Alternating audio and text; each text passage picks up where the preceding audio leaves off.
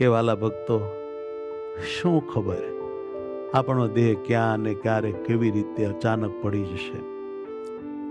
માટે જાગી જઈએ, ખોટી પ્રવૃત્તિ બંધ કરી, ન જોવાનું નહીં જોતા, નહીં કરવાનું નહીં કરતા, ભગવાનને ગમે, સંતોને ગમે એવું જીવન જીવીને જલ્દી ભગવાન સ્વામિનારાયણને પામીએ એવા પાત્ર બની જઈએ.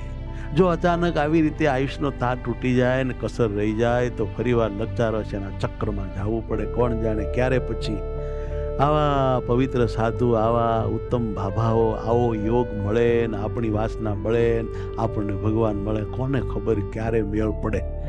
4 दिन की चांदनी बीते आगे बहुत अंधेरा, समझ मन हरि बिन કોઈ ન તેરા. નથી પતિ પોતાનો, નથી દીકરી પોતાની, નથી દીકરો પોતાનો, નહીં મા બાપ સાસુ સસરા, કોઈ ઘર બાર પરિવાર. અરે આ આત્માનો તો આ દેહ નથી.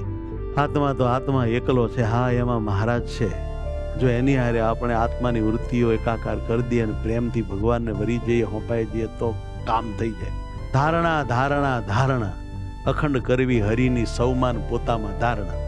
ભગવાન ભજી લો, મોહ તજી દો, ભગવાનને જ પોતાના માનીને એમાં બધી વૃત્તિઓને રાખવા માંડો.